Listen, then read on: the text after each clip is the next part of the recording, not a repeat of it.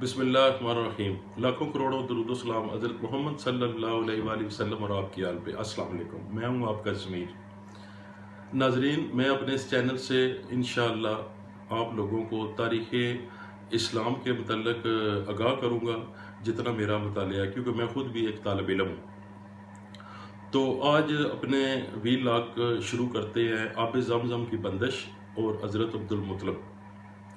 नाजरीन, बनु जर्म ख़ानदान को जब मक्का से कबीला ख़ज़ा ने जला वतन किया उनकी बदअमालियों की वजह से, तो जाते हुए उन्होंने खाने काबे में जो 2 सोने के इर्न, 2 सोने की तलवारें और 2 सोने की ज़रें थी, उन्होंने आब ज़मज़म के कुएं में फेंक के मिट्टी से बंद कर दिया। क्योंकि नाजरीन, उस वक्त तक बनु जर्म ख़ानदान की बदअमालियों की वजह से अल्लाह ताला ने आब ज़मज़म के चश्मे को खुशक कर दिया था।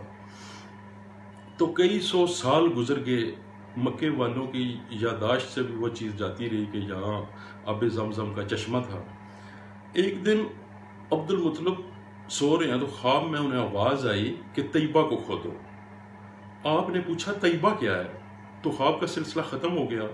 दूसरे दिन फिर ख्वाब आई कि बिर्रा को खोदो। आपने पूछा बिर्रा क्या है, ख्वाब का सिलसिला फिर ख़त्म हो गया।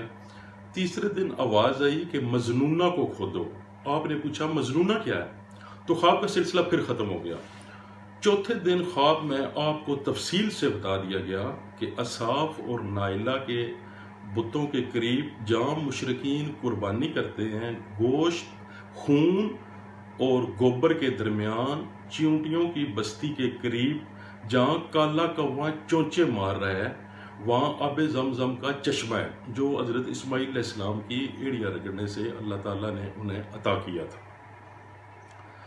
आप सुबह उठे हैं, अपने बेटे आरिस को लिया है ना साथ, तो कदाल ली और चले गए। उस वक्त तक आपका एक ही बेटा था आरिस। वहाँ जब आपने खुदाई का काम शुरू किया तो अहले कुरैश आ गए। उन्होंने कहा इधर कुछ भी नहीं है, ये बे आबो गया रेगिस्तान पड़ा हुआ है, यहाँ पानी का दूर तक नामो निशान नहीं है। आपने किसी की बात पे तवज्जो नहीं दी और अपना काम जारी रखा, हत्ता कि पानी के आसार ज़ाहिर होना शुरू हो गए। आपने अल्लाह अकबर का नारा बुलंद किया। अहले कुरैश आए, उन्होंने वहाँ कहा कि इसकी खुदाई में हमें भी शामिल करें। इस आपने कहा कि ये अल्लाह ताला ने अपना खुसूसी फजलो करम और एहसान फरमाया मुझ पे, इसकी खुदाई में और इसकी शराकतदारी में मैं किसी को शामिल नहीं करूँगा। तो बात कत्लो गारत तक पहुँच गई। आपस में बैठ के फैसला हुआ कि हम किसी को अपना हुक्म मुकर्रर करते हैं जिससे फैसला लें। तो फैसला ये हुआ कि मुल्क शाम के बॉर्डर पे एक बनी साद बिन अजीम ख़ानदान की काना है, उससे फैसला करवाते हैं। जब दोनों फरीक शाम के सफ़र के लिए रवाना हुए, रस्ते में हज़रत अब्दुल मुत्तलिब के साथियों के पास पानी ख़त्म हो गया। आपने दूसरे फरीक से पानी मांगा तो उन्होंने पानी देने से इनकार कर दिया। तो प्यास की शिद्दत से मौत सामने नजर आने लगी। अब्दुल मुत्तलिब ने कहा साथियों से कि कब्रें खोद लेते हैं और ज्यों ज्यों साथी फौत होते जाएंगे, कब्रों में दफन करते जाएंगे, एक साथी की जो लाश है वो बगैर कब्र के रह जाएगी। फिर आपने कहा कि ये भी कुछ जवामर्दी नहीं है कि हम मौत का इंतज़ार करते हैं या बैठ जाएं, अपना सफ़र जारी रखते हैं, अल्लाह ताला को बेहतर सबब पैदा करेगा। नाजरीन, जब वहाँ से उठे हैं तो अब्दुल मुत्तलिब के ऊँट का जहाँ पाँव लगा ना, नीचे से अल्लाह ताला ने पानी का चश्मा जारी कर दिया।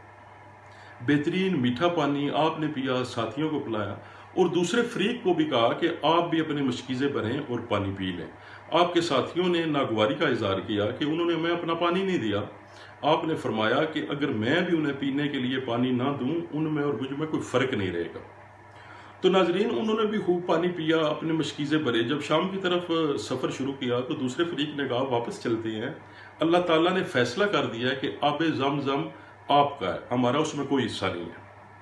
खैर, उधर से जब वापस आए, खुदाई का काम जारी था।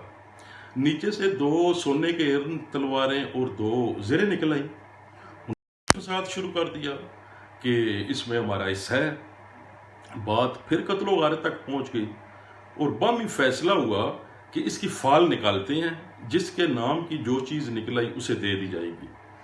तो 6 तीर थे, 2 खाना काबा के नाम पे, دو عبد المطلب کے نام کے، اور دو تھے جو وہ دوسرے فریق کے لیے، اور دوسرے فریق کے تیر خالی نکل آئے، آپ کے سونے کی تلواریں اور زریں آپ کی نکل آئیں، اور جو دو سونے کے ہرن تھے وہ خانہ کعبہ کے نام پہ نکل آئے، جسے آپ نے ڈھلائی کروا کے خانہ کعبہ کے دروازوں پہ چسپاں کروا دیا۔ تو ناظرین، اس طرح کئی سو سال کے بعد اللہ تعالیٰ نے حضرت اسماعیل علیہ السلام کے بعد حضرت عبد المطلب کو، جو انہی کی نسل سے تھے، انہیں یہ سعادت نصیب فرمائی کہ آپ نے آب زمزم کے چشمے کو دوبارہ اپنی اصلی حالت میں بحال کیا، جہاں سے دیکھ لیں آج ساری دنیا مستفید ہو رہی ہے، حجاج کرام بھی وہاں کا پانی پی رہے ہیں، مکہ کے لوگ بھی پی رہے ہیں، اور پوری دنیا میں آب زمزم کے جو فیوز و برکات ہے وہ پہنچ رہے ہیں۔ تو ناظرین، یہ تھا آج کا میرا ویلاگ۔ آپ سے گزارش ہے کہ چینل کو سبسکرائب، شیئر اور لائک ضرور کیجئے۔ انشاءاللہ پھر ملاقات ہوگی۔ خدا حافظ۔